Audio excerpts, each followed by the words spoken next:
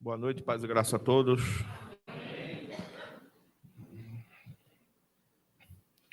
Gente, como já foi dito, nós vamos ter hoje dois momentos. O primeiro momento, uma exposição objetiva, embora irei trazer muitas informações. Depois do intervalo, teremos um bate-papo. Eu estarei abrindo para perguntas, dúvidas. Se você tem alguma situação que você esteja experienciando, lidando com alguma coisa complicada, você pode, de repente, extrair da minha pessoa o que é que eu faria, né, nesse determinado caso, enfim. Estaremos tendo um momento mais interativo, ok, gente?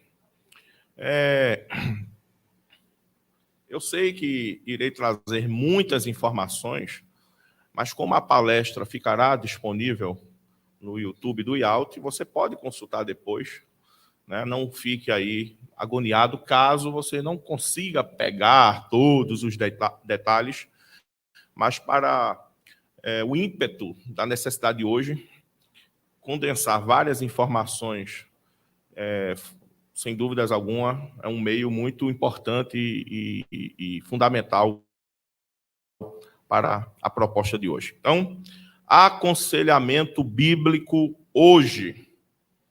A partir de casos, gente, que eu tenho enfrentado, situações aqui no IALT, de diversas ordens, né? Alunos, gente que vem de outros lugares, tanto no aconselhamento bíblico como no ambiente psicanalítico, dentro da ação, né, da psicanálise, eu procurei trazer, a partir de casos mais comuns em nossos dias, e eu digo isso sendo mais específico agora, a partir dos últimos 2 anos, eu procurei trazer as informações que têm muito a ver com aquilo que eu tenho diretamente lidado nesses dias, ok, gente? Então,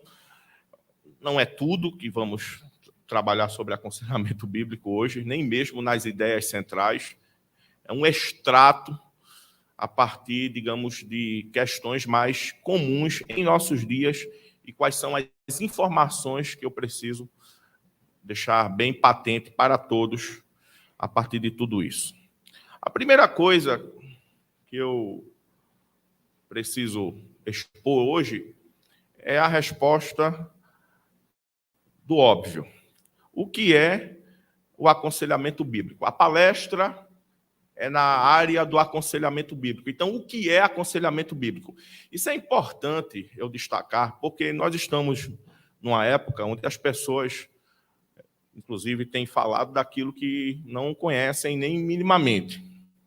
Por exemplo, se eu perguntar aqui agora, quem acha que ter sabedoria é importante? Todo mundo vai levantar as mãos, né? Agora, se eu chamo e pergunto assim, explique o que é sabedoria, muita gente não vai saber. Portanto, o que eu quero deixar bem claro nesse início é que você tem que ter em mente, hoje, o mais fundamental para a proposta da palestra. O quê? Eu preciso saber o que é aconselhamento bíblico. Já está bem claro que não é aconselhamento psicológico, não é aconselhamento psicanalítico, não é aconselhamento filosófico, não é aconselhamento a partir das experiências pessoais de alguém, não é um aconselhamento, sei lá, freudiano. É aconselhamento o quê? Não estou dizendo com isso que não utilizemos dos conhecimentos devidos da psicanálise, da psicologia, de Freud, não utilizemos das experiências pessoais, por vezes, para ajudar no exercício do aconselhamento, mas a Bíblia é o eixo. Se o aconselhamento é bíblico, a Bíblia tem que ser o eixo desse exercício. E logo de cara, eu já quero, então, de forma resumida, expor sobre o que é aconselhamento bíblico. Quem quiser, acompanhe no slide. Aconselhar biblicamente, grosso modo, é o exercício de fornecer conselhos e devidas orientações utilizando a Bíblia como única regra de fé e prática. A palavra é, assim, a fonte maior e principal deste aconselhamento. O conselheiro bíblico não deve ser um palpiteiro, falar com base em achismos e ou apenas considerando experiências pessoais. Por isso, tudo, para um correto aconselhar bíblico, é necessário conhecer verdadeiramente as Escrituras Sagradas, pensar biblicamente, ter uma mente espiritual, compreender a realidade usando a palavra de Deus para fazer a leitura da vida e viver e, de modo intenso, enxergar o homem de acordo com uma antropologia teológica saudável. Para tudo isso, o Espírito Santo tem de ser presente no aconselhamento. O que mais importa é o que a Bíblia diz e as prescrições de Deus, que é uma realidade imposta aos homens.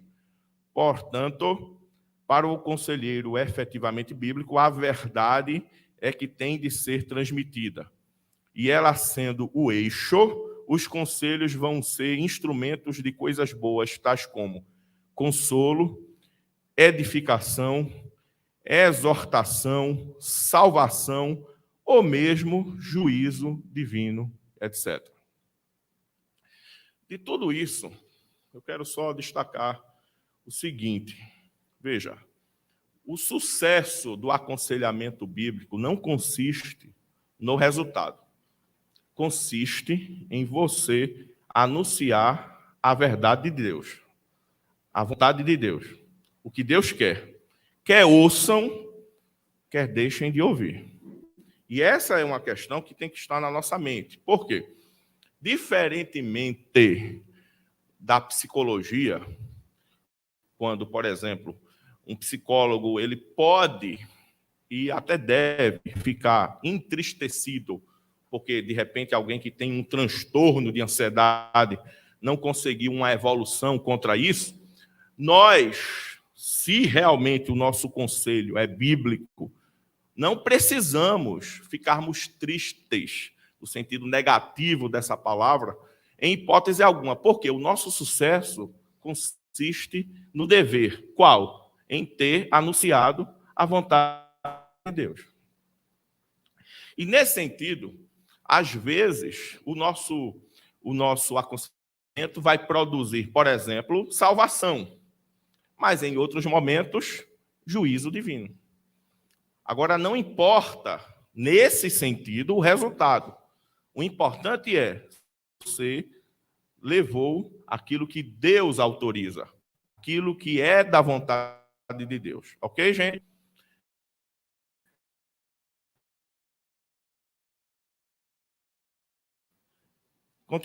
Continuando.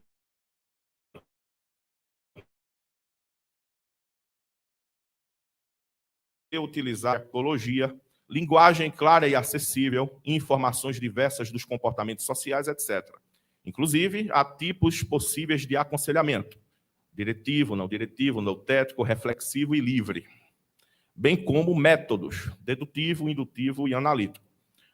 Todo mundo, em algum nível, aconselha pessoas. E não existe só o aconselhamento poêmico. O aconselhamento poêmico, grosso modo, é aquele aconselhamento que é cabível só para um pastor titular, o regente, o presidente, o pastor principal de uma igreja, certo?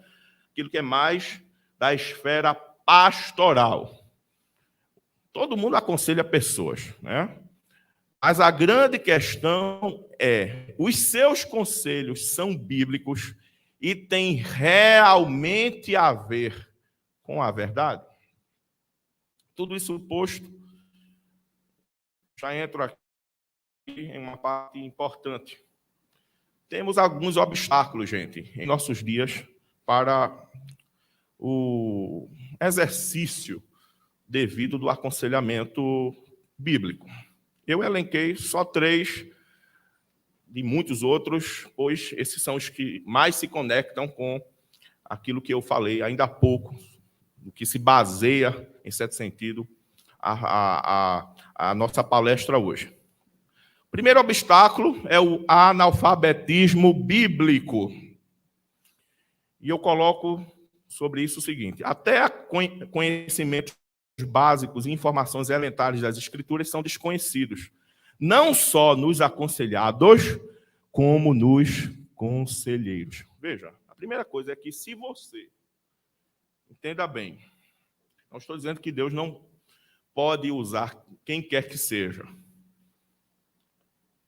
Em certo sentido, há coisas que Deus só vai usar quem tenha o Espírito Santo, o regenerado. Mas, em um certo sentido, Deus usa quem Ele quiser. Ok? Então, não estou dizendo que Deus não possa usar você, que, por exemplo, não tem conhecimento bíblico. Deus pode usar. A Bíblia mostra que Ele usou até a jumenta para repreender o verdadeiro jumento, que era Balaão ali, né? Então, ser usado por Deus não pode ser, inclusive, objeto assim de você achar que é a melhor coisa do mundo. Agora, entenda, preste bem atenção. Para você ser, de fato, um conselheiro bíblico, já está óbvio, embora, como disse Lacan, é o óbvio que fica despercebido em nossos dias, está óbvio que você tem que conhecer a Bíblia.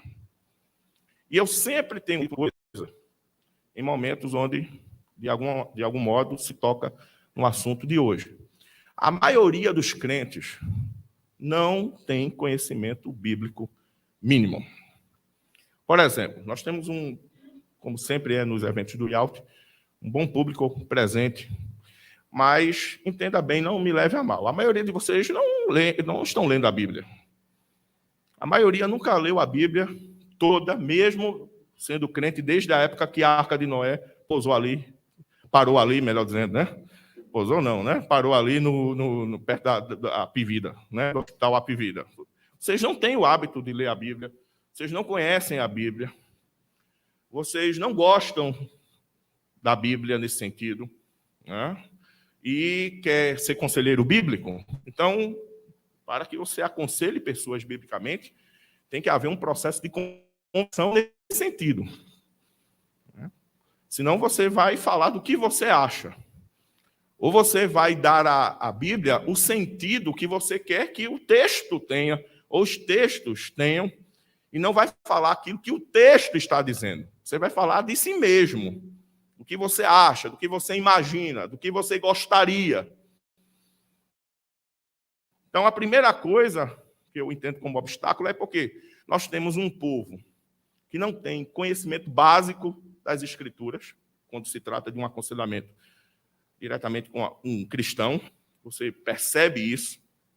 E mais, os conselheiros também estão nessa posição. Tomara que aqui seja diferente, né? Tenha gente aqui que realmente esteja disponível para conhecer de verdade as Escrituras, e essa é uma das missões de Alt, fazer você conhecer a Bíblia. O segundo obstáculo é a crescente idolatria no evangelicalismo e nas fés protestantes aqui no Brasil. Por quê? Eu destaco isso. Somente amando Deus acima de tudo pode haver o ideal possível estabelecido, ao ponto de tudo cooperar para o bem de alguém, conforme Romanos 8:28. Aí alguém diz assim: como assim idolatria no meio evangélico, nas fés protestantes? Ano passado, eu estava em um programa lá na Rádio Maranata, o pastor Arthur sempre participa na Rádio Maranata também, e surgiu uma pergunta de alguém, mais ou menos na seguinte direção: pastor, a idolatria na igreja evangélica está se aproximando da idolatria na igreja católica romana? E a minha resposta foi daquelas bem assim desagradável. Eu sempre digo que eu, como coach, ia ser um fracasso, né? Porque não dá para falar o que as pessoas querem ouvir quando a gente quer andar na verdade. Portanto, a minha resposta foi a seguinte: não está chegando perto, já passou em muito. Primeiro, na Igreja Católica Romana, a idolatria é uma idolatria, muitas das vezes até mais fácil de ser justificada se analisarmos psicologicamente algumas coisas, né, a partir de uma leitura psicológica.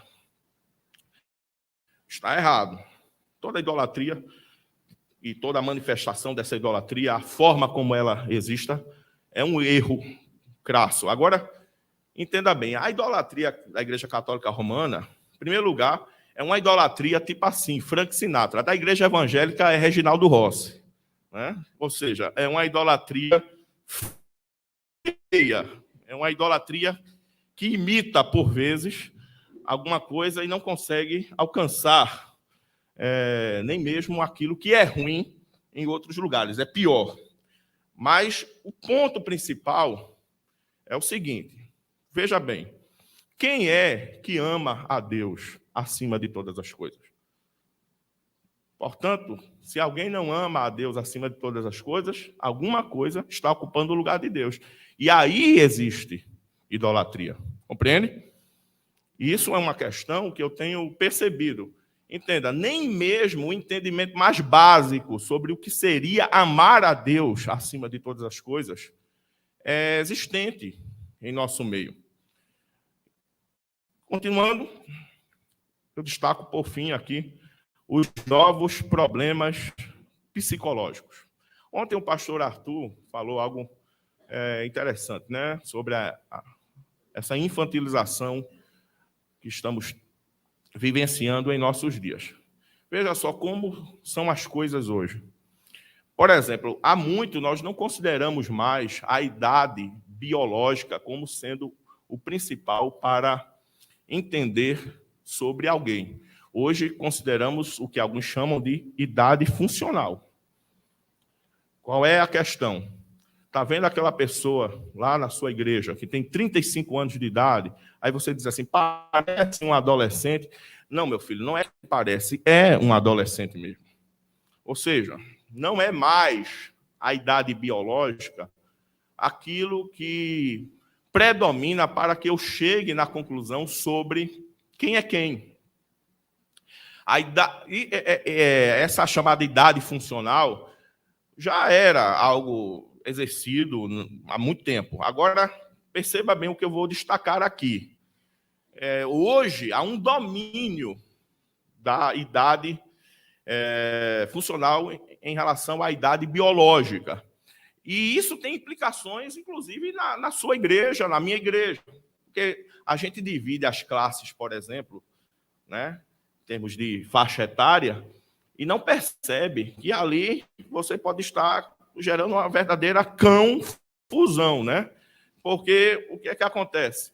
Tem aquele adolescente de 12 anos, mas que tem a cabeça de 6. E tem aquela criança de 9 que já tem uma mente de 12 para os padrões dos nossos dias. Ou seja, a gente não consegue perceber uma série de coisas e até o ensino se torna um tanto quanto vulgar, por vezes, ou insuficiente em muitos momentos, porque a gente não consegue, né, a linguagem adequada para atingir também as pessoas. Então, basicamente, esses 3 obstáculos aí eu destaco. Repito, analfabetismo bíblico, a crescente idolatria no evangelicalismo e nas fés protestantes e novos problemas psicológicos que estão surgindo. Eu citei um agora, né, que é fruto disso, né, essa infantilização da mente e da mentalidade das pessoas, mas muita coisa tem acontecido, gente. Por exemplo, é muito comum hoje uma espécie de ansiedade depressiva. A pessoa está ansioso para reviver aquilo de outrora que já está vencido.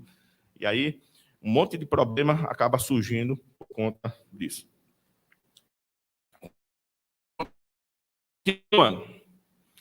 Agora vamos lá. 8 tópicos aqui eu coloquei em relação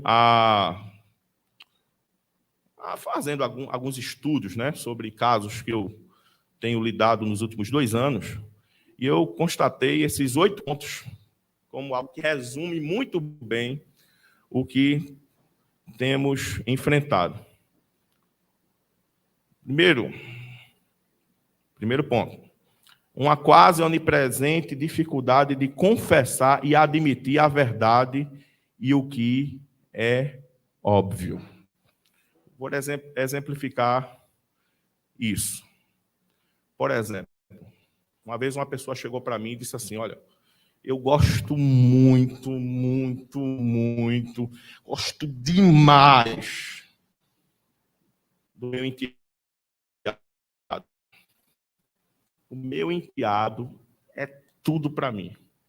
Gosto muito. A única coisa que eu quero lhe dizer, pastor, é que eu não suporto nada dele. Entenderam? Ele disse assim, eu gosto tudo. Gosto dele. Agora, eu não suporto ele em nada. Veja, isso é uma coisa, né, que tem implicações problemáticas maiores, né, do que aquilo que eu estou falando, e não vou analisar essas coisas agora, mas isso ilustra muito bem aquilo que eu quero trazer para vocês. Um outro exemplo, chega alguém descrente, não cristão, não ímpio. Chega alguém aqui, para a minha pessoa entender, não frequenta a igreja, não é crente, não é cristão, não é evangélico, não é católico. Aí ele entra, mais ou menos assim, veja, em 10 minutos me fala mais ou menos algo no entorno do que eu vou dizer aqui. Olha, eu vim aqui porque eu tenho, 50 e poucos anos e eu estou apaixonado pela minha secretária. Está dando em cima de mim, ela é assim, assado, tal. Estou com desejo, só que a minha mulher, eu tenho um casamento com ela há mais de 30 anos, e eu não posso estragar a minha vida. Foi a minha mulher que ralou comigo. Eu não posso ser infiel. Me ajude. Isso é o descrente. Agora é o crente. 6 meses depois, dá vontade de eu perguntar assim, és tu, Satanás? Porque o cara vive passeando e rodeando a terra. Né? De onde vens? Né? Veja, o cara enrola, o cara mente, eu já sei de tudo. Né? Eu já sei.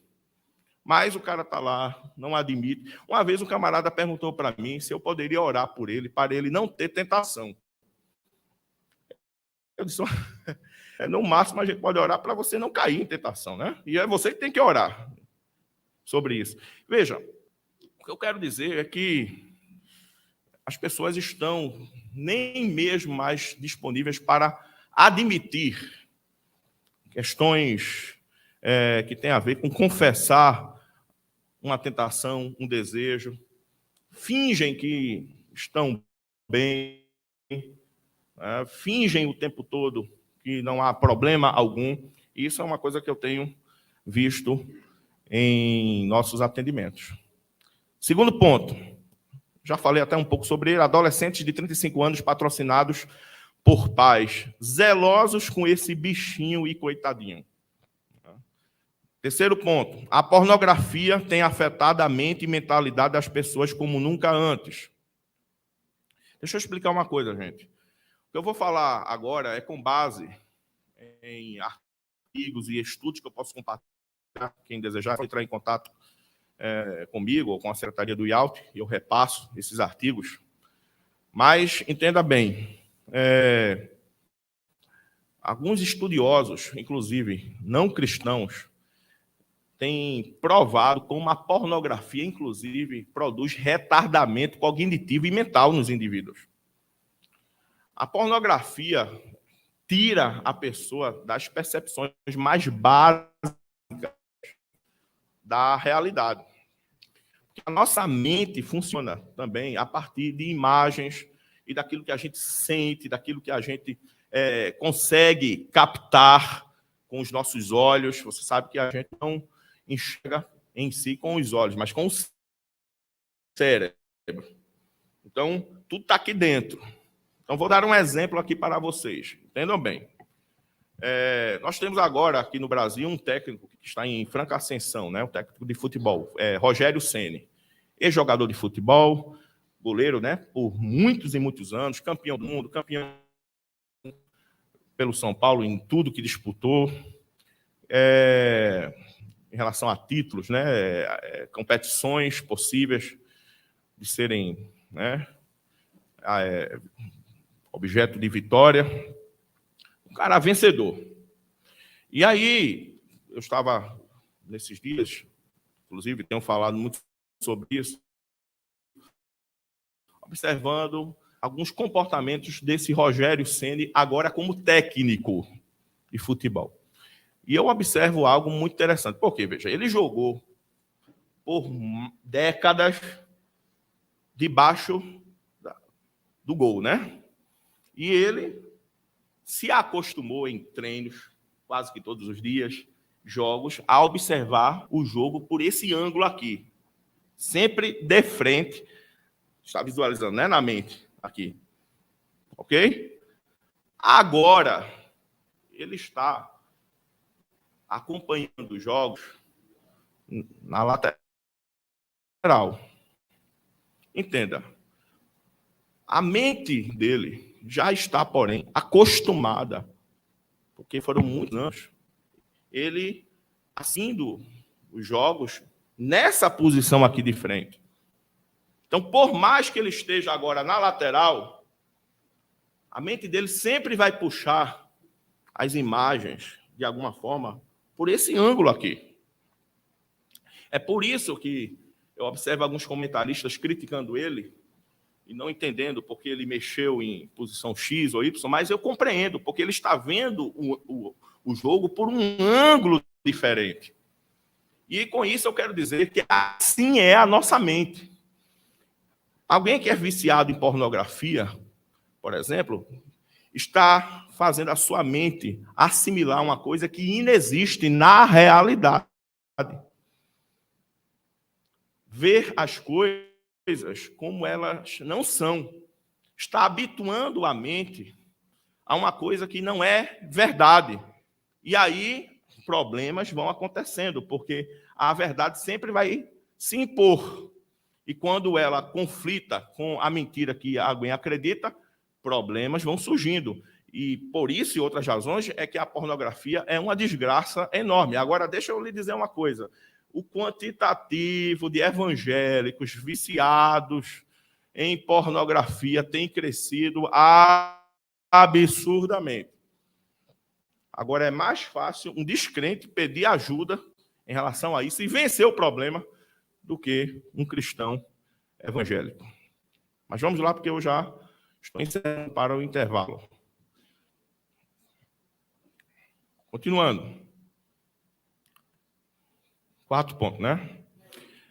Com atitudes que os cristãos têm desejado mandar Deus para o inferno. Né? As pessoas lá no fundo agem como desejando que Deus se cale. Eu não preciso de Deus. Né? Quinto, Problemas de simples resolução têm sido objeto de crises intensas e existenciais. Gente que faz tempestade em copo de ceia. Coisa de crente, né? Vou dizer que crente faz confusão. Eu disse até um pouco, né? Crente faz cão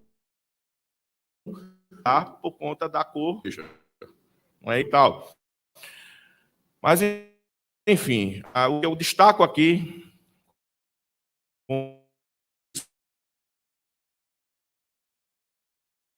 isso é que eu tenho observado pessoas vivenciando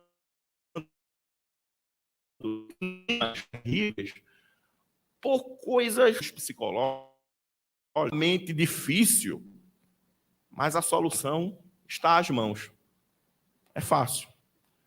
Outras vezes, o problema é até fácil, mas as soluções são mais complexas, porque, por exemplo, não depende só do próprio indivíduo.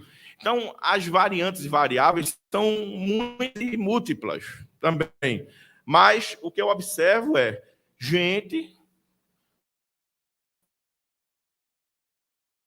com grande desespero, desesperançado, desiludido, querendo mesmo, às vezes, até tirar a própria vida por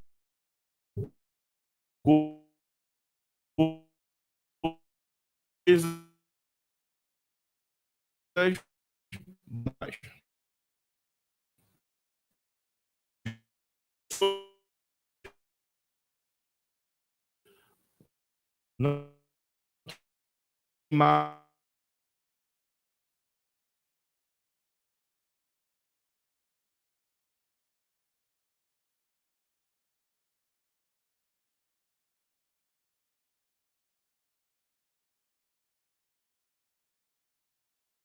o camarada escolhe uma mulher, se casa e quer que a mulher seja tudo, menos a sua esposa.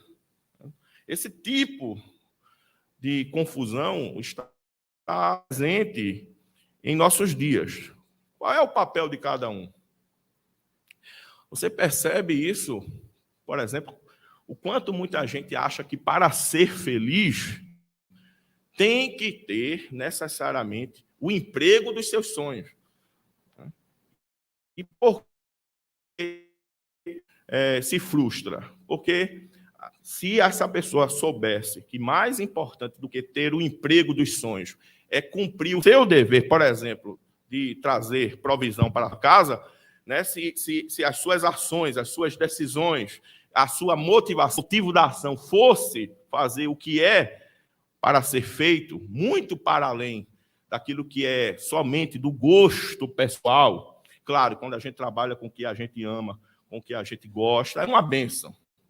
Mas o que eu quero dizer é que hoje as pessoas estão buscando, né, encontrar, por exemplo, felicidade naquilo que é exterior a tudo o que deve ser o objetivo maior, fazermos aquilo que é o nosso dever. Continuando, 7. Ponto de número 7. O sentido da vida sendo buscado nas coisas da vida.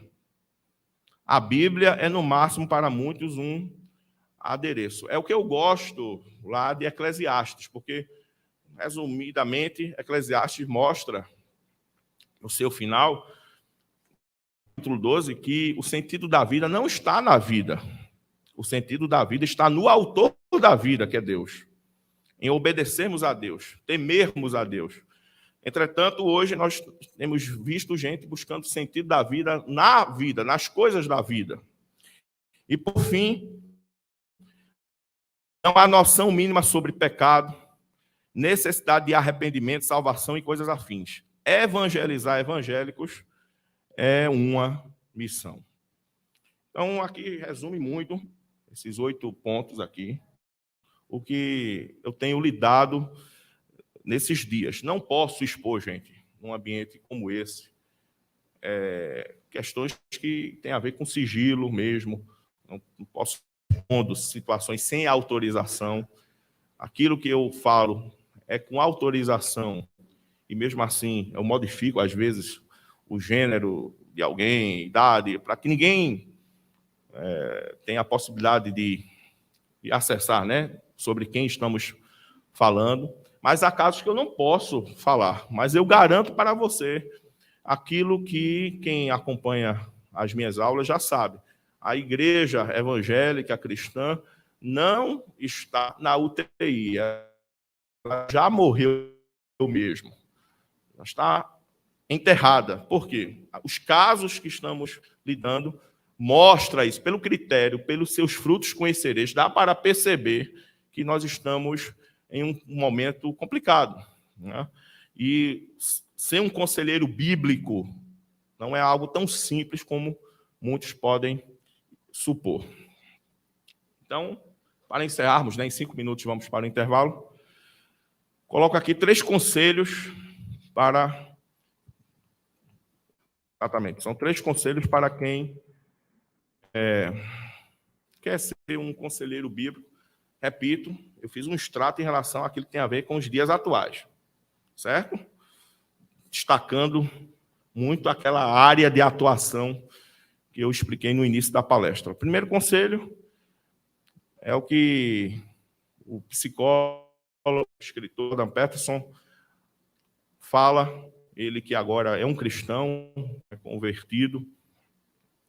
Ele trabalha muito o seguinte: antes de querer reorganizar o mundo, arrume seu quarto. Ele diz o seguinte em um dos seus livros, 12 regras, né, sobre 12 regras para a vida, o viver, os comportamentos.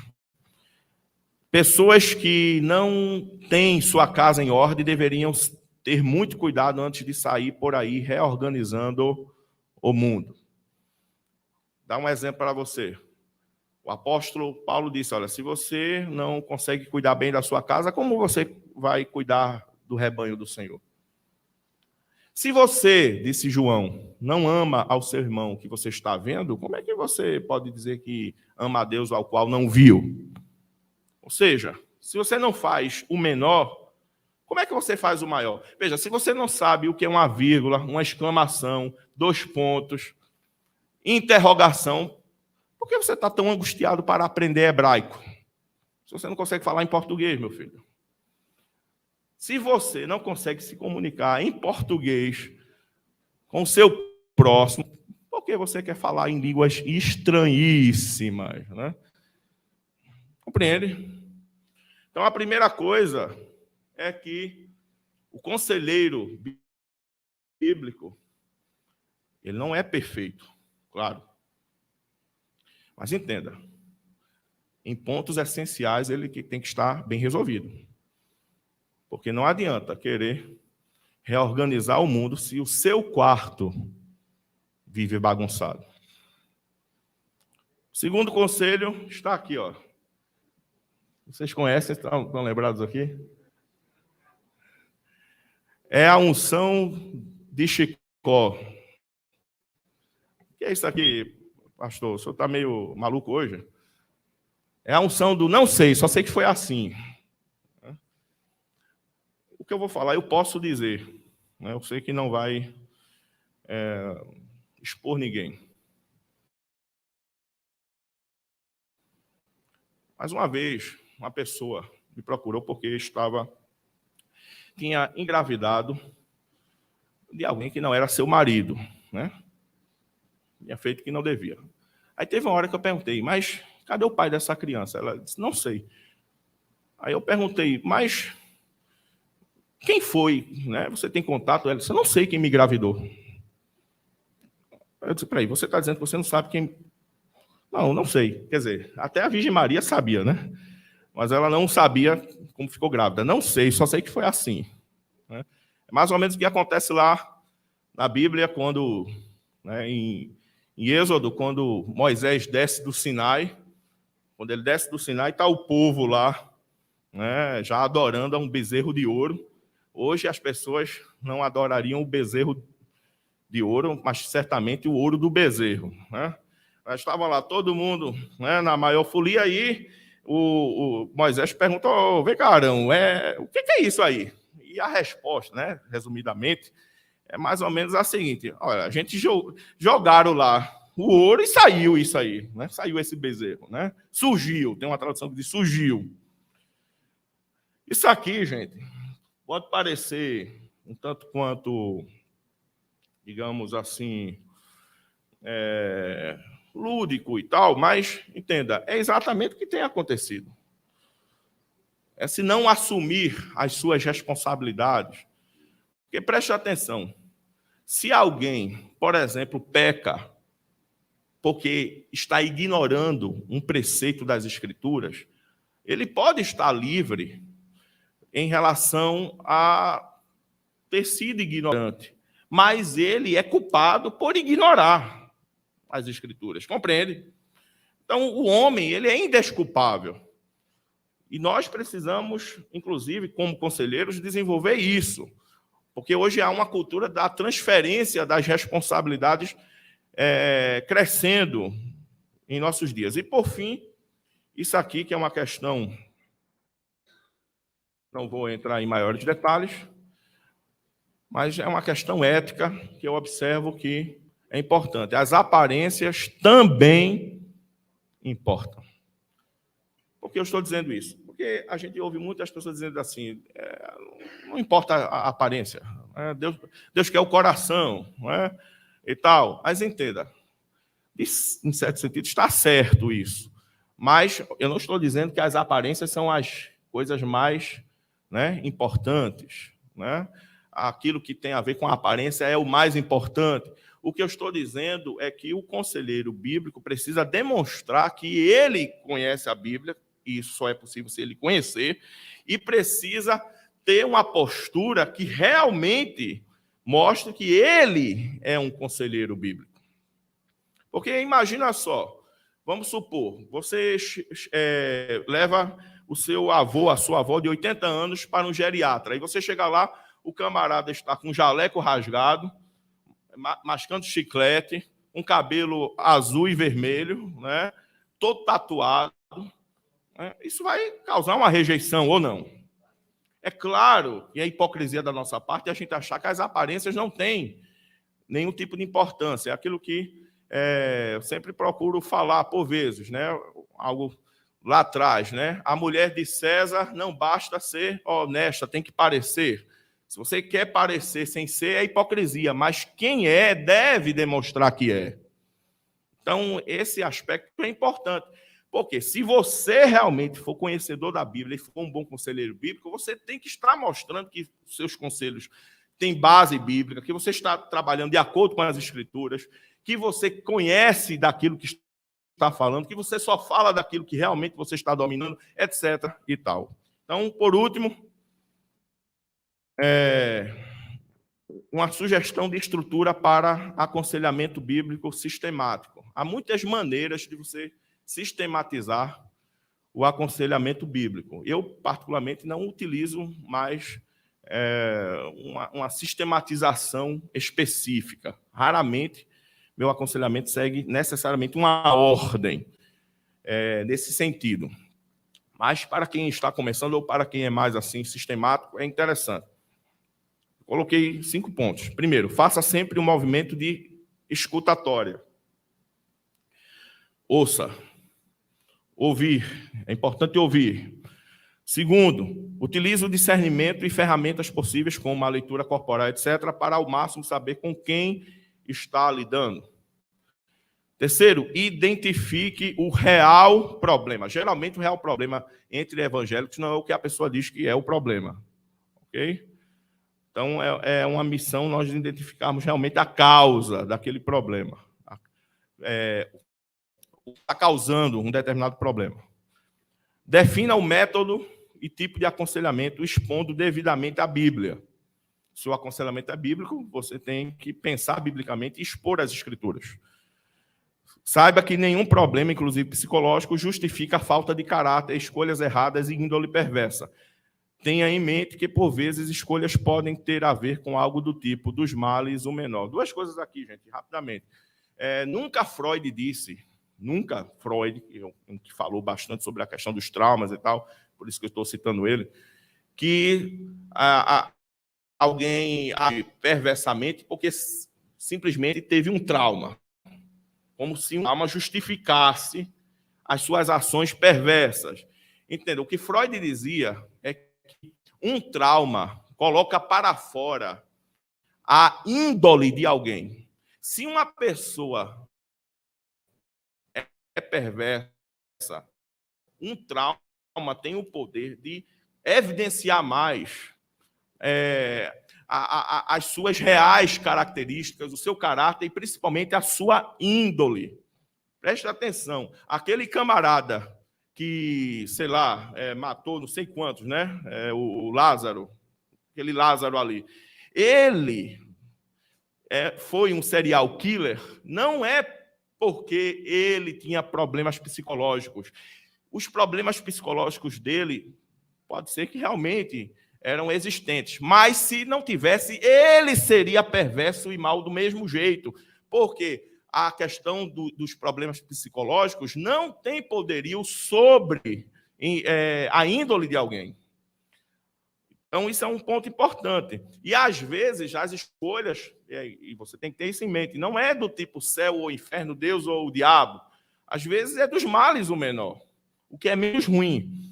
Então, esses 5 pontos aqui é uma estrutura que eu acho interessante para quem esteja começando, né, no universo do aconselhamento bíblico. Então, gente, vamos para o intervalo. Antes, quero só indicar aqui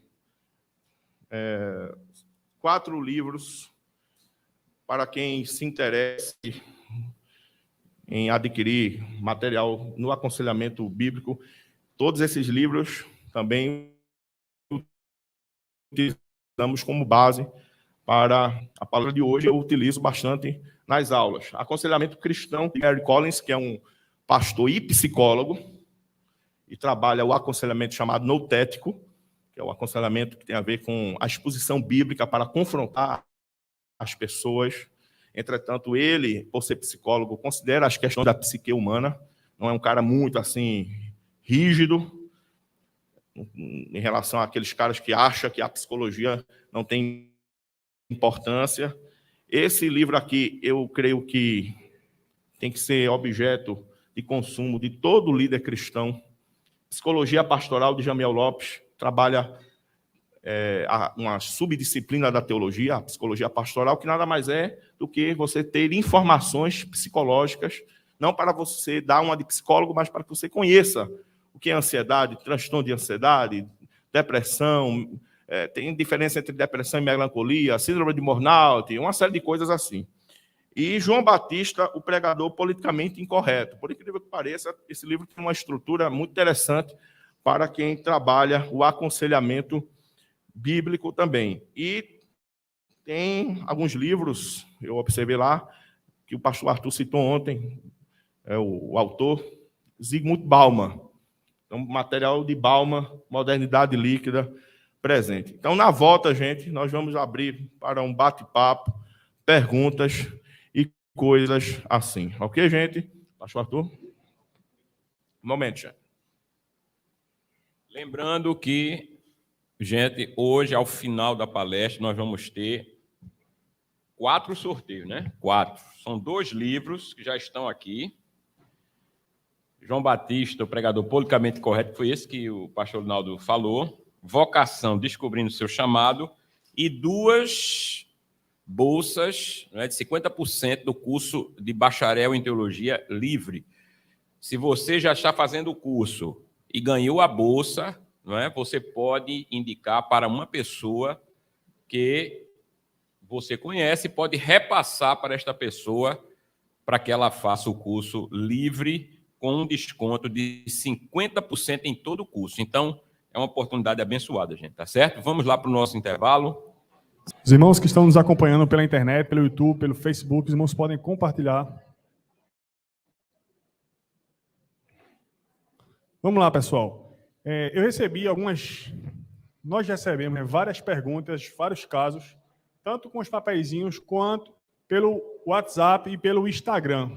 Eu vou fazer aqui a leitura de alguns. Aí o pastor Linaldo vai nos auxiliar.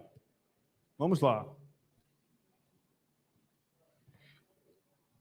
Eu vivi durante 14 anos um relacionamento abusivo, onde não aguentei mais e me separei. Pedi o divórcio. Dentro da visão bíblica, se considera pecado? Se houver arrependimento, tem perdão. Só não há perdão contra... Se houver arrependimento, no caso desse, sim. Agora, isso falando aqui, né, sem um conhecimento mais profundo do caso, né? Outra pergunta. O que o senhor quis realmente dizer com, 2 pontos, a igreja está morta? É baseado em quê? Em relação à palestra de hoje, a partir do critério que eu citei, né? Pelos seus frutos conhecereis. Pelo que a gente tem lidado aqui de gente de todos os...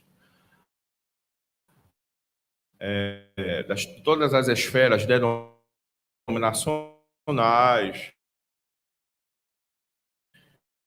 gente de todo tipo de grupo religioso, temos visto o quanto a coisa está complicada, ok? Agora, com isso, não está sendo dito que não haja igrejas sérias, crentes sérios, né?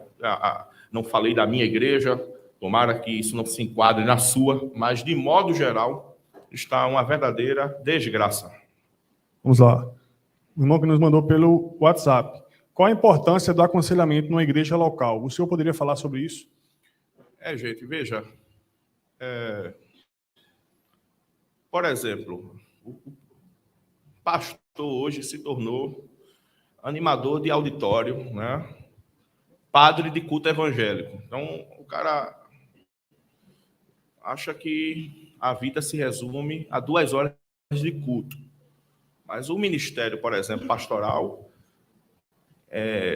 quando ele é efetivo, ele, inclusive, é destacado muito mais pelo que acontece fora do ambiente culto, do momento culto, né? Tem a ver, inclusive, com o aconselhamento bíblico. E é no aconselhamento bíblico que a gente pode tratar das situações de maneira adequada, naquilo que é cabível para esse tipo de ação. O problema é que tem muita igreja, que eu percebo isso, infelizmente, eu estou aqui só constatando o fato, tem gente que me procura e diz, olha, eu estou aqui lhe procurando porque na minha igreja, se eu contar o que eu estou passando, no outro dia, todo mundo está sabendo e o pastor vai citar no púlpito e dar indireta.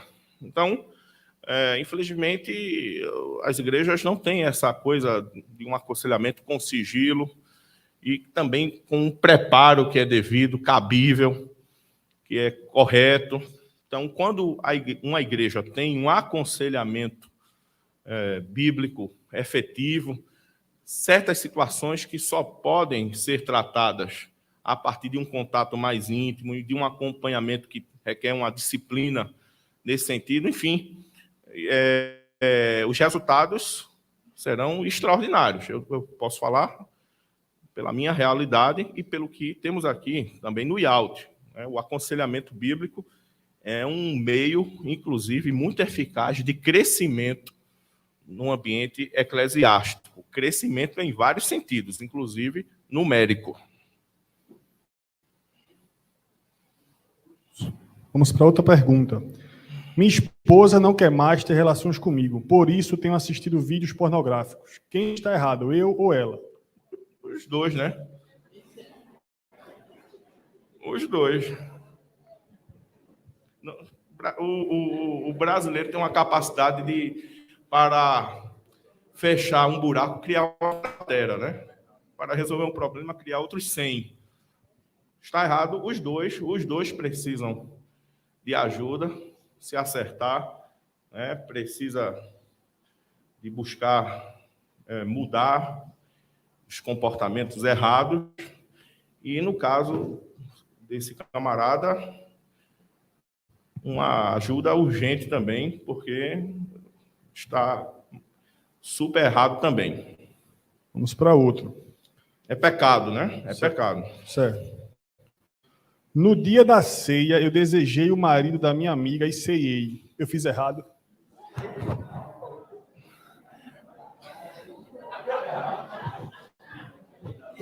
Eu acho que tem a ver com o que o senhor falou, pastor Lado, sobre a situação de um modo geral.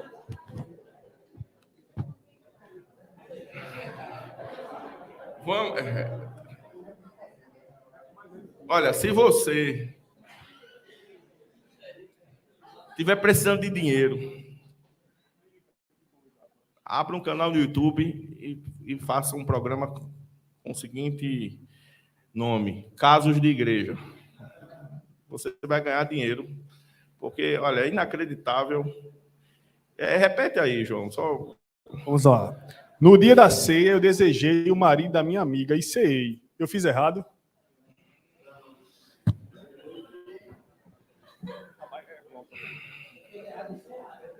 O erro foi cear ou foi ter desejado? Você tem que largar, é o pecado, não é a ceia, meu filho. Largue o pecado, não largue a ceia. Largue o pecado. Vamos lá. Uma dúvida daqui, dos papeizinhos. Como fazer o membro viciado em pornografia entender que pode procurar ajuda? De início, qual seria o conselho para o meio, para essa pessoa? Você vai ter que tentar conduzir essa pessoa. Alguns partem para a indução. Tem gente que trabalha com aconselhamento bíblico e tenta induzir. Eu acho esse um caminho muito perigoso. Tem que ser o indivíduo que precisa decidir, querer. Tentar conduzir, tentar convencer, ministrar a palavra, mostrar a verdade, mas a escolha vai ser do indivíduo, se realmente vai querer a ajuda. Certo. Mais uma pergunta, pastor. Essa veio de fora, veio de outro estado. Meu pastor é um mentiroso e eu sei disso, mas não consigo me afastar dele. Há algo errado nisso? Eu acho que Freud explica a você, meu filho. Veja, se você está com uma igreja que o pastor tem esses predicados aí, né? Você está mais errado do que ele, né? Ao se submeter a uma autoridade espiritual, se realmente é verdade isso que você está falando, porque nunca se sabe, né? Talvez você esteja vendo no pastor o que você é, meu filho. Por isso que você está incomodado desse jeito. Vamos lá. Mais uma pergunta. Como lidar com a dependência emocional e exacerbada nas pessoas, especialmente nas amizades? Isso me causa muito baixa autoestima, ansiedade, frustração, quando não supre minhas expectativas, entre outros. Geralmente, num caso desse, a ajuda psicanalítica dentro de uma perspectiva cristã. Geralmente, em casos assim. Eu estou sendo bem dedutivo, mas uma ajuda que vá trabalhar, digamos assim, os problemas lá na origem, na raiz, tentar fazer uma análise mais profunda. Análise tem a ver com, na psicanálise principalmente, com você tentar entender um problema por partes, construindo toda uma metodologia. Eu acho que é um caminho geralmente bem interessante. A ajuda psicanalítica dentro de uma perspectiva cristã. Certo, vamos para mais uma.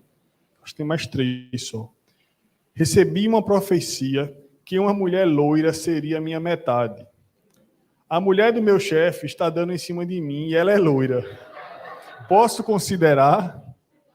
É pecado orar para que eles se divorciem?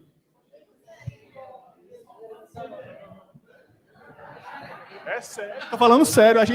Vejam só, pessoal. A gente abriu uma caixa de perguntas e as pessoas às vezes não sabem que a gente recebe todas e lê todas. Então mandaram essa para a gente. Tem algumas opções aí. A primeira, Rivotril pode ajudar, né? Pode ser um caminho interessante. Mas, basicamente, com todo carinho, você, né, eu acho que deve estar acompanhando, né? Vá se converter. Se converta, porque você não conhece nada da palavra. É difícil, pastor Naldo. Vamos lá.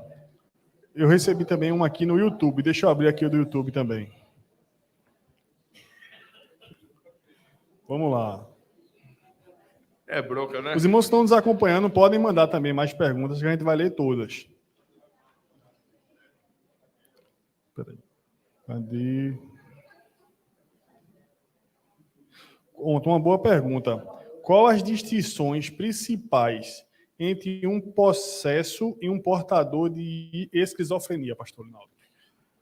Não há como termos uma definição universal, não. Em um curso, por exemplo, como o nosso aqui, que trabalha o aconselhamento bíblico de maneira mais assim, técnica e com mais profundidade, a gente aprende maneiras que realmente ajuda nesta distinção, mas não há uma receita de bolo. Normalmente, e aí permitam ser um pouco místico, não estou falando de misticismo, eu estou falando de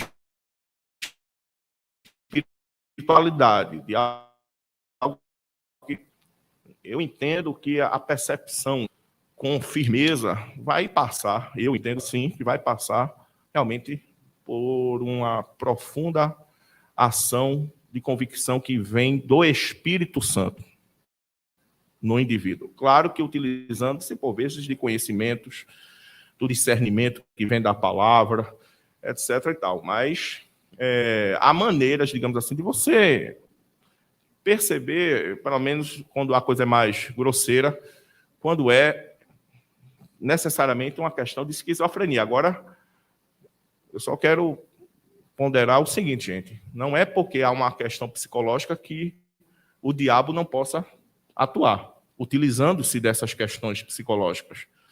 Então, o universo em relação à diferença entre o que é realmente uma possessão maligna, o que é puramente algo psicológico, o que pode estar ali nos dois mundos, já é uma coisa muito mais intensa e que requer espiritualidade, ao meu ver, mesmo em quem tenha conhecimento mais técnico.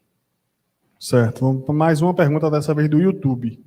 O indivíduo que frequenta há anos a igreja, no entanto, não deixa o homossexualismo. O que fazer? Veja,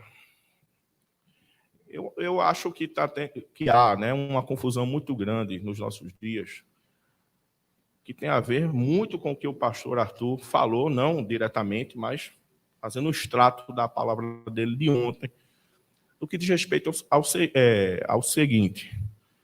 O seguinte, veja, gente, a gente não pode dizer, espero que ninguém aqui se escandalize, mas você não pode tratar, você, teólogo, ou você, conselheiro bíblico, que queira um aconselhamento cristão, você tem que ter cuidado, porque a questão do homossexualismo não é questão de doença, não é questão de que o homossexual vai produzir menos.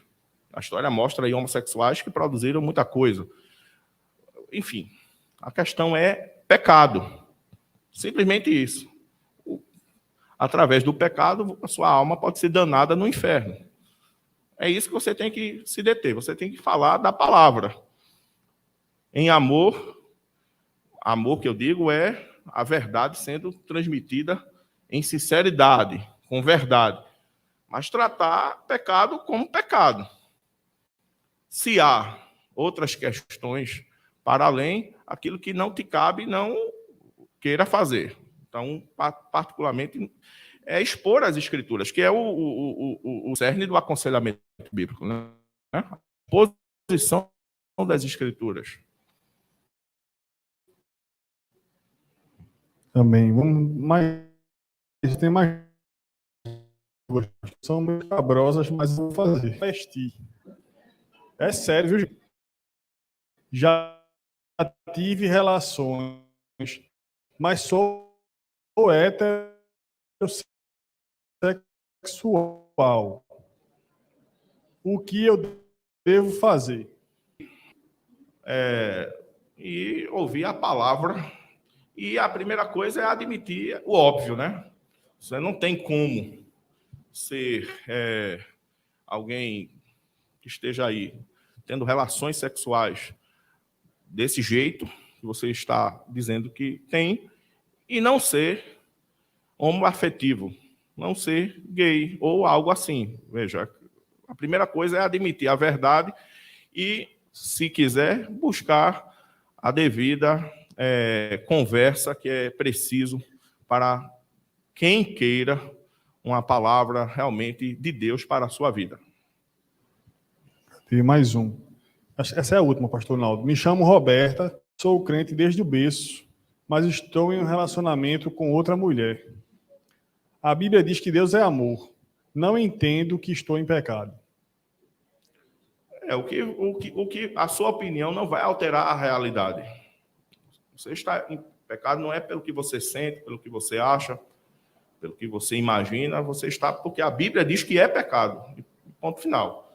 O fato de Deus ser amor é exatamente a possibilidade de você sair disso que tem que estar na sua mente. Por ele ser amor, ele não quer que você se perca. Ele quer que você chegue ao arrependimento. Né? Essa ideia de amor ser uma coisa para, digamos assim, massagear o ego das pessoas e dar chancela ao pecado é a desgraça que estamos tendo, né, em nossos dias. É justamente porque Deus te ama que ele diz que é pecado e que você tem que se arrepender. E o amor de Deus tem a ver com isso. A graça de Deus nos capacita para não sermos dominados pelo pecado. Vem para isso também. Então, o fato de alguém não estar sentindo que não está pecando, não quer dizer que não esteja pecando, não. Então, a questão tem a ver, né, com tudo isso que eu falei e me permita, mais uma vez, essa ênfase. O fato de você não achar você pensar que não está pecando, não quer dizer que você não esteja pecando. Aqui as respostas finalizaram, as perguntas finalizaram, pastor. Se alguém tiver mais alguma pergunta de algum caso, ou de alguém, ou seu, de alguém ali, vou passar aqui. Pode ficar em pé, meu irmão. Fique à vontade, pastor. Graças a paz. No caso de um aconselhamento, pastor, um exemplo, por exemplo, de um relacionamento, se for uma questão de separação, não importa o caso, né, que foi da separação, o aconselhador, ele pode dar a opinião dele dizendo assim, extinguir a pessoa a tomar uma decisão, ou ele tem que botar os dois parâmetros e a pessoa tomar a decisão? O senhor entendeu a pergunta? Entendi. Essa questão de divórcio, tudo que envolve isso, tem muita coisa, né, para ser falado. No intervalo, alguém me procurou, fazendo uma pergunta boa também, como a sua, mas normalmente, veja, o conselheiro ele não deve dizer para o outro o que o outro tem que fazer. Ele tem que expor a Bíblia, aquilo que a Bíblia já diz, o que tem que ser feito, em questões que têm a ver com o indivíduo, não se meter. É o que se chama de aconselhamento não diretivo, onde você não vai diretamente dizer faça ou não faça. Você vai ouvir e mostrar possibilidades, caminhos, mas sempre deixando o outro decidir pela sua consciência. Agora, eu estou falando aqui com base daquilo que tenho lidado frequentemente. Normalmente,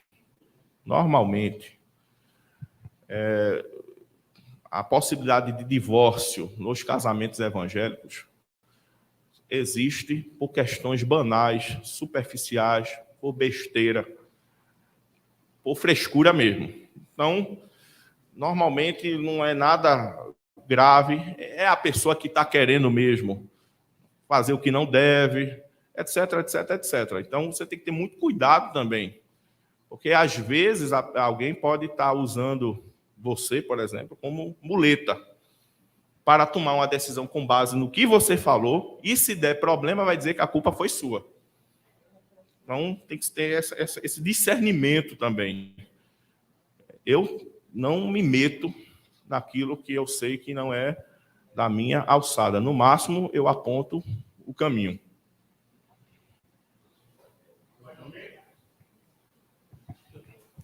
Professor, paz do Senhor a todos. Uma pessoa se frustra com qualquer uma coisa da vida, assim, e tenta suicídio e morre. Uhum. O que é que o senhor diz disso aí? A pessoa vai para o céu, para o inferno. A pessoa se frustrou e tentou suicídio. Veja,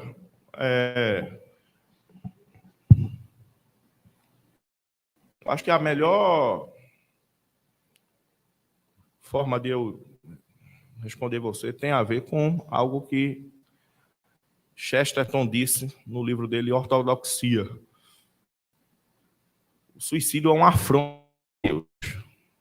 É pecado. Ponto final. Agora, seja qual for a motivação, só há salvação se houver arrependimento. Se, entre o momento da pessoa atentar contra a própria vida e a consolidação da morte, houver arrependimento, que não, arrependimento não é uma coisa do tipo caldo de cana, né? Uma coisa tipo Coca-Cola, que se encontra em toda a esquina, é uma coisa mais profunda. Se houver arrependimento, ele será salvo, porque o único pecado que não tem perdão é a blasfêmia contra o Espírito Santo. Bom, agora, a bronca é que tem muita gente hoje utilizando-se de alguns discursos para querer justificar o suicida, botando ele como coitadinho e tal. Afinal, não é o seu caso. Assim, né? Ele se frustrou, por isso tirou a própria vida, e então Deus vai receber sua glória. Esse tipo de coisa é um pouco assim, perigoso. Tem que ser encarado como um pecado, como outros pecados. É pecado. Não há como fugir disso. Né? Freud, ele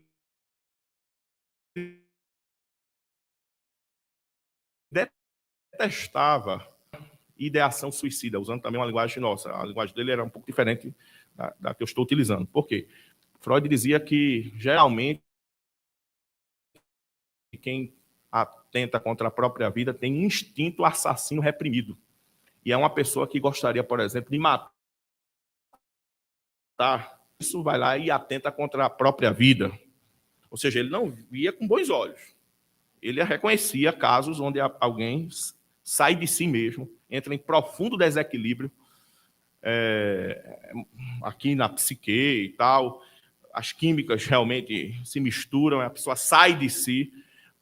Ele reconhecia isso, mas normalmente ele não via com bons olhos. Porque por trás de certas atitudes, meu irmão, se esconde muita perversidade, às vezes, que a gente não percebe. Então, a questão da ideação suicida e de tirar a própria vida é uma coisa muito complicada. Uma coisa é o desejo que alguém pode ter de morrer pontual, por alguma razão. Mas você formular meios para tirar a própria vida e tirar a própria vida não é uma coisa tão simples assim. Claro que uma pessoa dessa, se a gente sabe que está em processo assim, devemos ajudar, né? Ter compaixão, paciência, fazer a nossa parte. Mas, gente, eu vou deixar bem claro, suicídio, autoassassinato é pecado. E se não houver arrependimento, vai para o inferno do mesmo jeito. Eu acho que arrependimento não é uma coisa tão simples quanto a igreja evangélica está vendendo, que é uma coisa mais profunda. Mais alguém? Virgem Maria.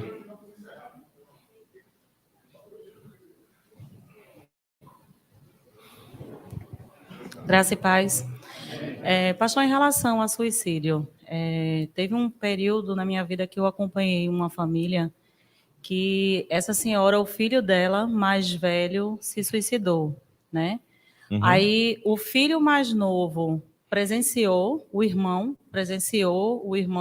enforcado, e a mãe foi logo atrás, viu também a cena e se mudaram da casa, né? Mas a mãe ficava sempre questionando. E ela dizia assim a mim, eu sempre falava de Jesus, do amor de Deus na vida da família dela, e ela dizia assim, às vezes, irmã, eu fico imaginando como é que Deus estava lá em cima olhando meu filho naquela situação. vendo meu filho fazer aquilo, quer dizer, Deus estava de braços cruzados assistindo e não fez nada. Aí eu me senti de uma forma assim que eu disse, o que é que eu vou falar? Como é que a gente que está acompanhando uma família assim, a gente deve agir com essas pessoas? Porque, na verdade, mexe com toda a família. Né? O irmão mais novo, a mãe, o pai se afastaram da igreja porque ficaram meio que revoltados, porque como se Deus tivesse permitido essa situação do filho. Né? E assim, eu queria saber como é que a gente deve agir em relação a isso, porque é uma dor muito grande, principalmente você ter a visão do filho morto, né? Assim, para uma coisa mais precisão, eu teria que ter mais informações. Agora, veja, de que se queixa o homem, senão do seu pecar?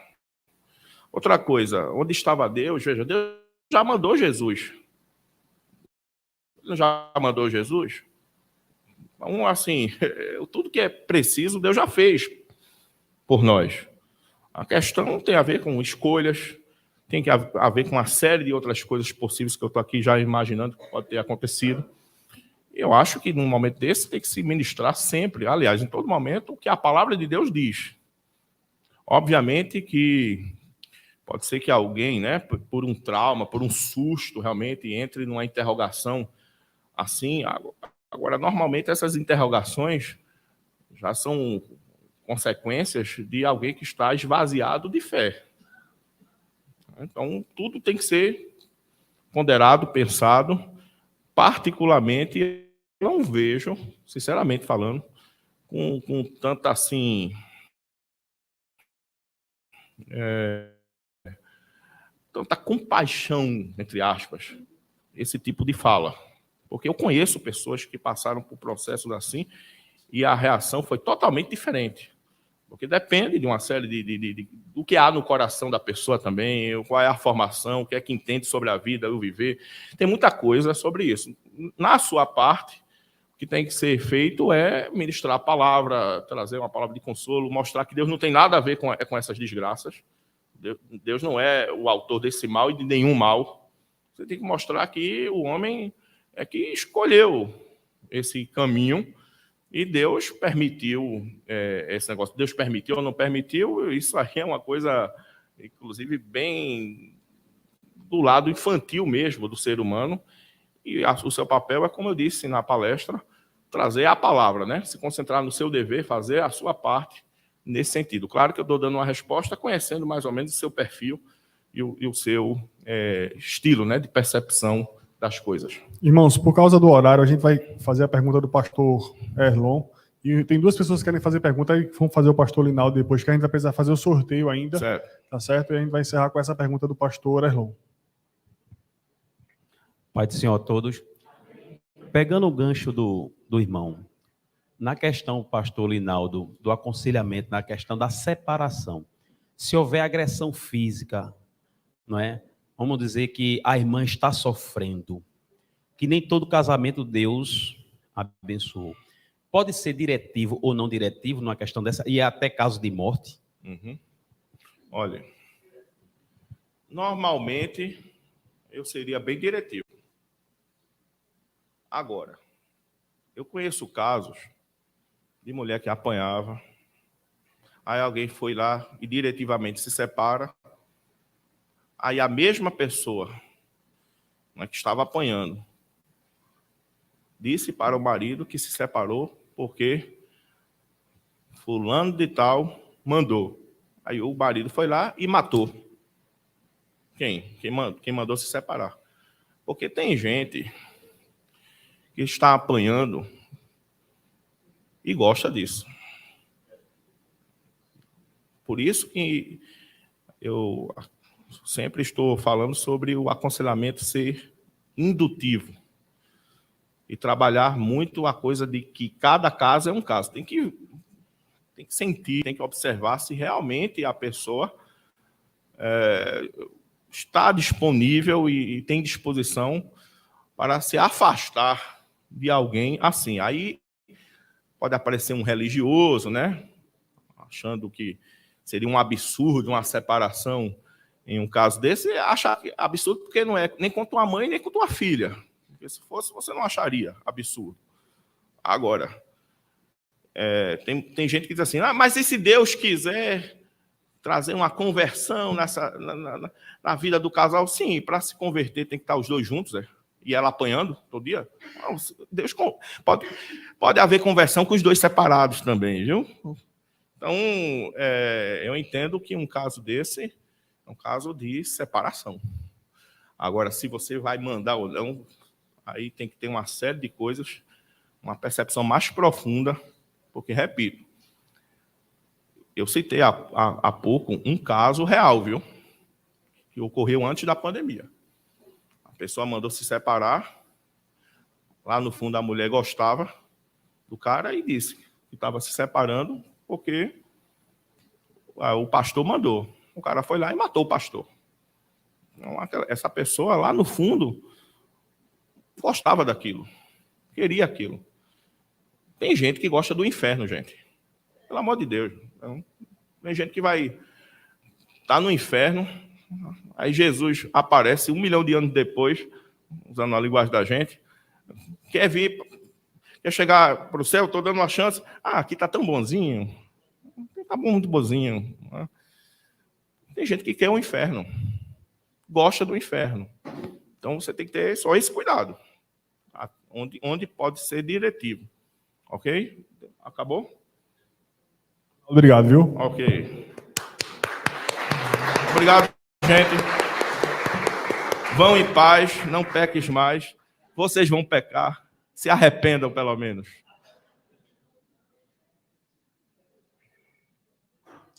Glória a Deus. Meus irmãos, a questão da palavra do pastor Linaldo sobre o estado, não é, da igreja, veja, é obviamente uma metonímia, não é, gente? Assim, está se falando da parte pelo todo. É claro que um tipo de leitura como esse, não é, da igreja estar morta, não é? É lógico que está se também dirigindo à igreja visível. Veja, a igreja visível, ela está realmente muito problemática. E negar isto é negar a realidade. Certo? Negar a realidade. Eu não conheço nenhum pastor, eu não conheço, que diga que está uma maravilha. Eu não conheço. Não é? A igreja, de um modo geral, ela está precisando realmente se converter. Não é? E quando falamos isso, irmão, nós não estamos falando, o pastor Linaldo não está falando como detentor da verdade. Não é porque alguns processos se tornaram normais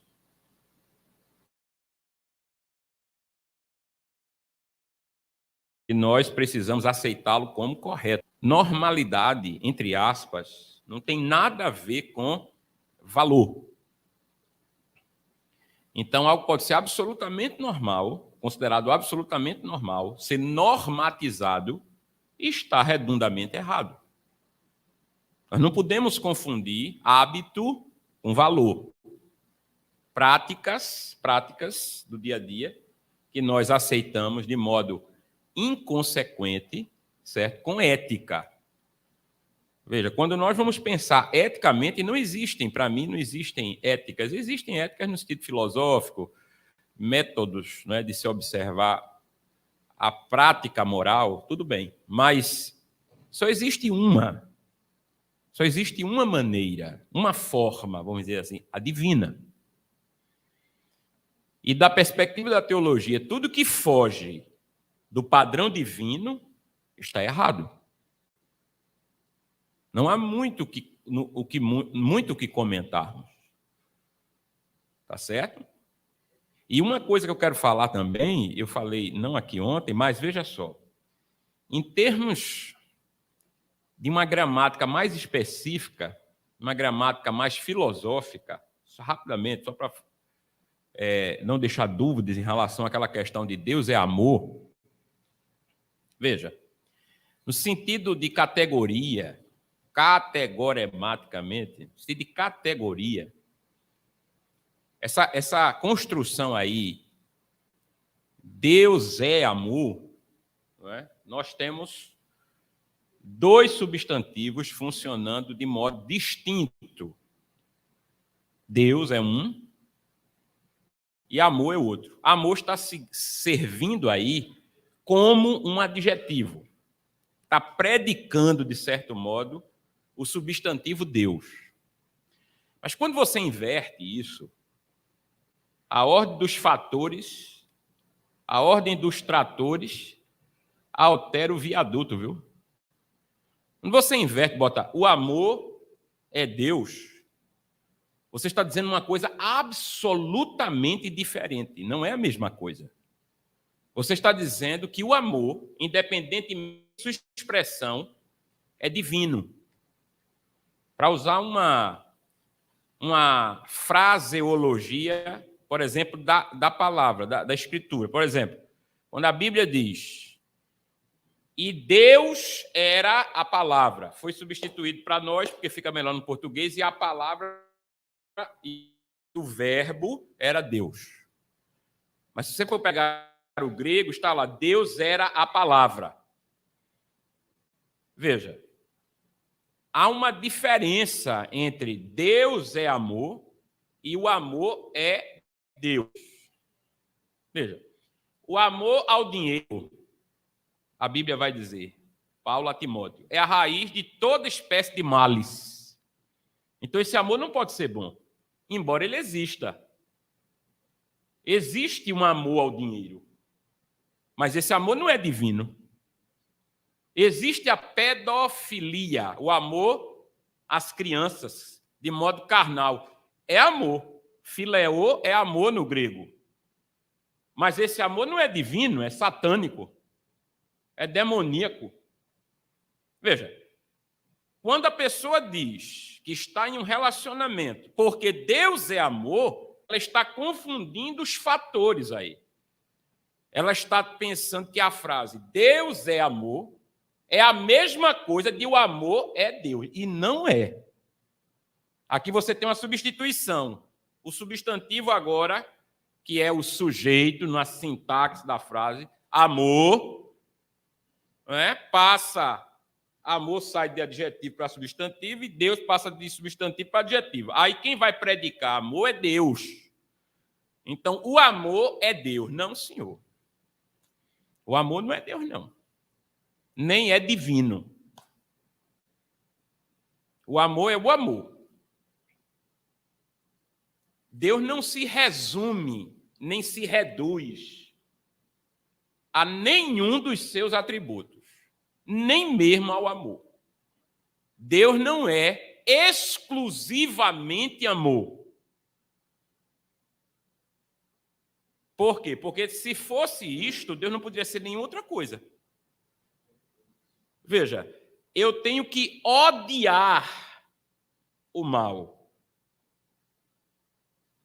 Não estou falando de você odiar ninguém, estou falando de você odiar o mal.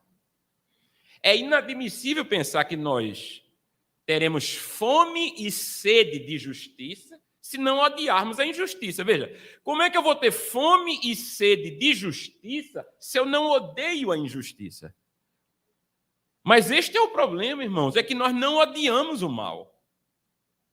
Nós não odiamos o maligno. Nós queremos ter fome e sede de justiça própria. Veja, a gente não tem fome e sede de justiça porque acostumamos-nos com a injustiça.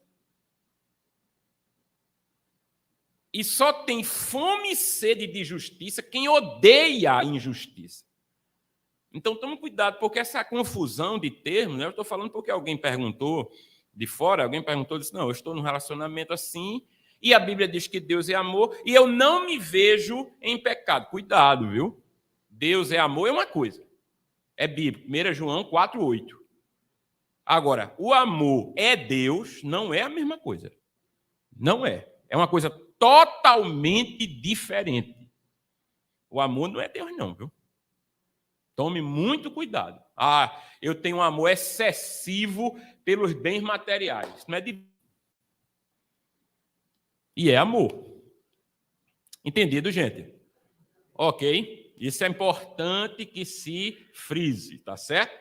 Agora vamos para o momento esperado, né? Que é o momento do sorteio. Primeiro os livros aqui, olha, os livros. Primeiro esse, Vocação, Descobrindo o Seu Chamado, cortesia da CPAD, tá certo? A CPAD, parceira nossa, está cedendo esses livros para que nós sorteemos. Então, pedi aí ao professor Linaldo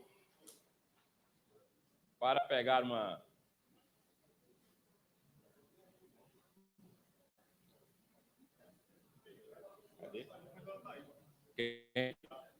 Irailda. Tá aí?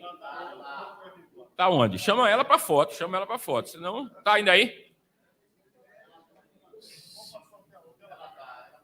Tá aí? Olha, se do Alto Pascoal, muito bem. E o outro livro, João Batista, vamos lá, O Pregador Politicamente Incorreto.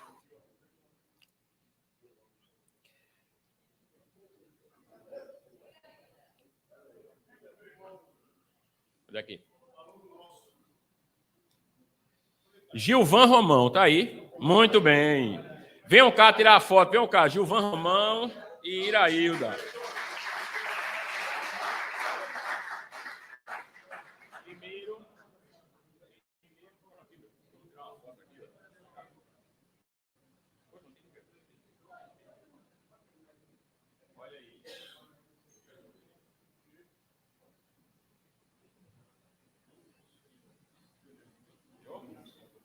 Valeu. Vem pra cá, minha querida. Vem, ó.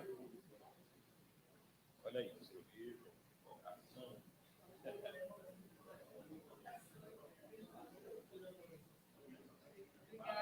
Parabéns.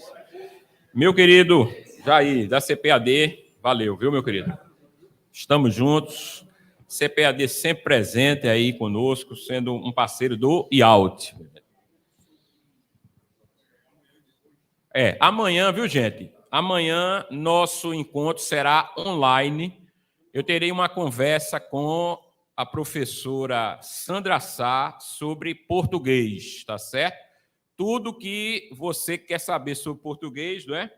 Dúvidas sobre português, que todos têm, mas têm medo de perguntar.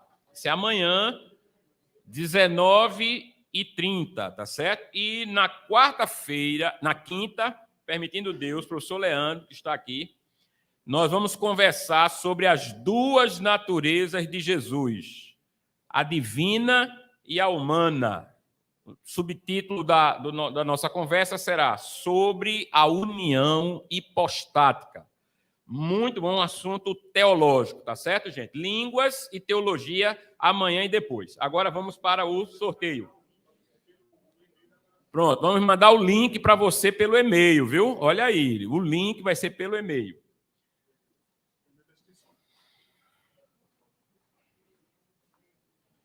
Vamos para a primeira bolsa de 50% LI para novas matrículas. Ezequiel Augusto da Silva. Cadê Ezequiel? Ezequiel, meu querido. Palma para Ezequiel. Pastor, não é? Aluno nosso. Pode repassar aí para alguém aí. Vem cá, meu querido, para tirar uma foto aqui.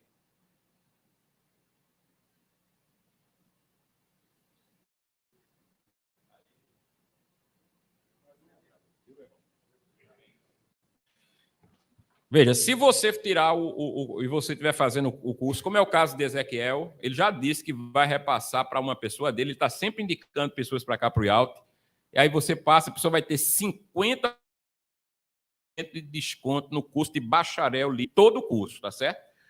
Segundo, olha aí.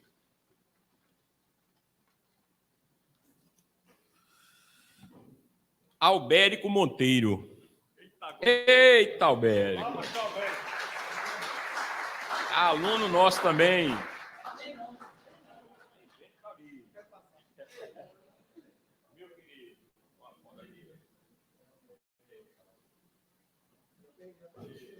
Destino certo, né, Albérico? Ok, pessoal. Meus irmãos, as palestras presenciais, tá certo? Elas findam-se por aqui. Vamos ficar em pé, vamos orar, gente, encerrando. Amanhã, permitindo Deus, nosso encontro será online, viu? Não se esqueça. Uma conversa muito interessante que nós vamos ter amanhã com a professora Sandra e na quinta com o professor Leandro, certo? Vamos orar. Senhor nosso Deus e nosso Pai, glorificado seja o teu nome. Nós te louvamos, nós te bendizemos, nós te adoramos, Senhor, na beleza da tua santidade, meu Deus. Muito obrigado, Senhor, por esses dias, por essa jornada, pelos alunos, pelos professores. Obrigado, meu Deus, pelo IALT, por aqueles que estão assistindo, acompanhando. Nós te agradecemos por tudo, meu Deus. Leva-nos em paz. Amanhã, meu Deus, nos dá uma palestra abençoada. Eu te peço, meu Deus, em nome de Jesus. Amém.